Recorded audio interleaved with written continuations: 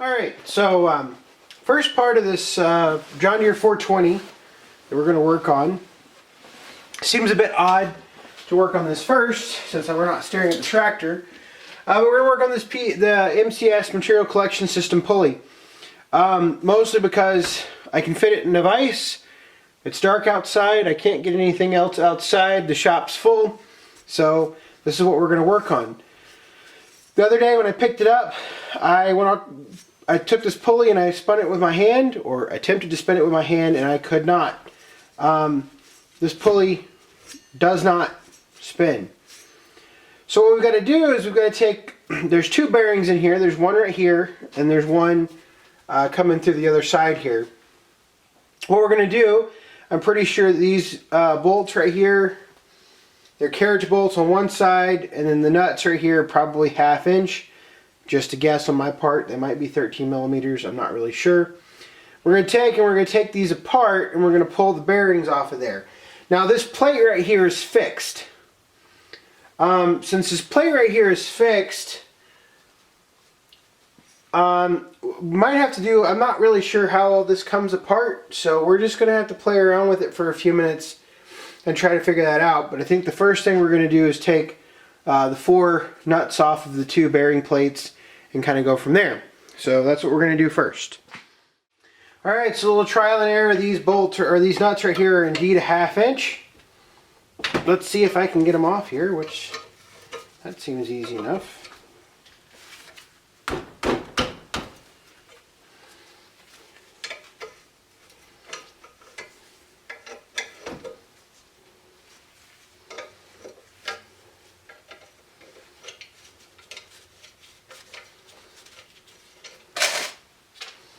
I did see that Deere still has these bearings. Not shocked about that. I mean, you can pick these bearings up anywhere. The Deere does still have them for, I believe, like 14 or 15 bucks. Something like that. Alright, so there's that. Now, I'm not sure how all these bearings fit in here. We'll go ahead and... I'm not hurting anything because the bearings are shot, so it's not like you can use this thing as it sits. So I'm not too concerned about tearing anything up, as long as I don't break the steel of the shaft.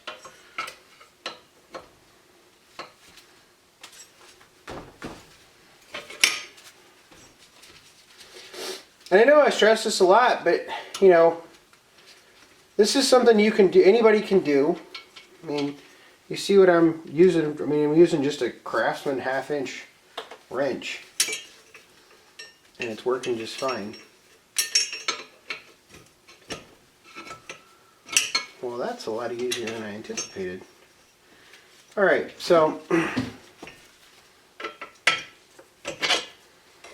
here's that.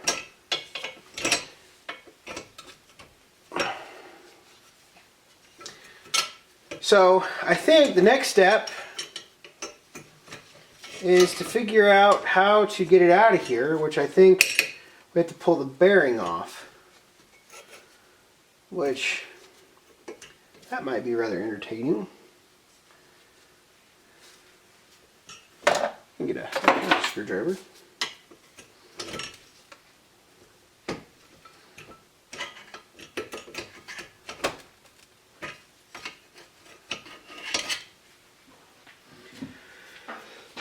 So the way this is on here, sorry if my head keeps getting in the way.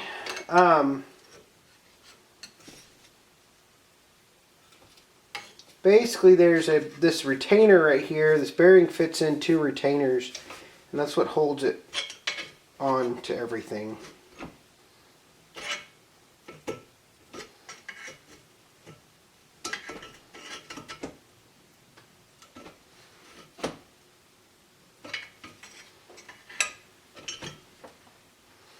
I'm guessing this bearing right here is pretty much seized in there.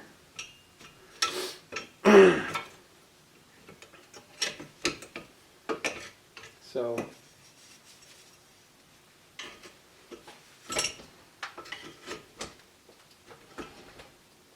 let me fuss around with this some. I'll put some heat to it and everything we'll see if we can't get that bearing out of there. But that's going to take a long time on camera, so I'll come back in a little bit once I've made a little progress. Okay, so, well, two different things. One, this thing came apart really quick once it started, and I got it hot enough.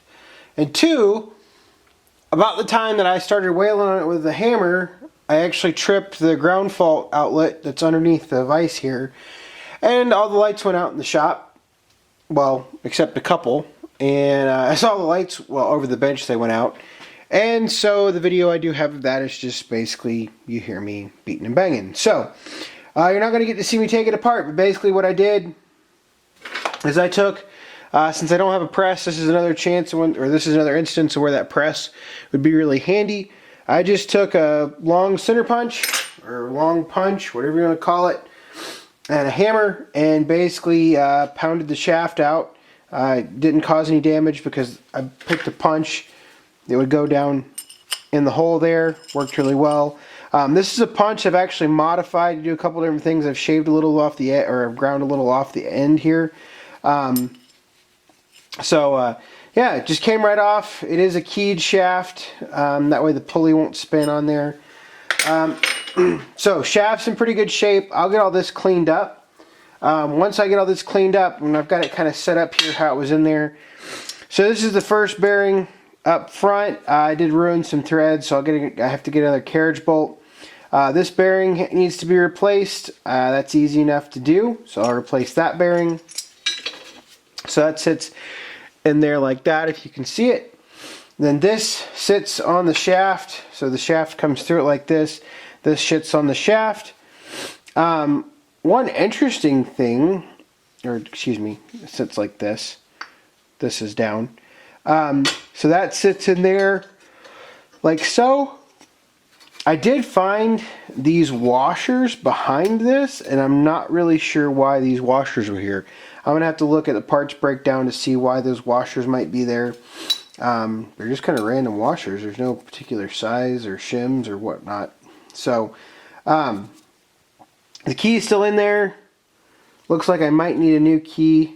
Have to look into that. You can, hopefully, maybe you can see it. There's a little wear on the edge of that key.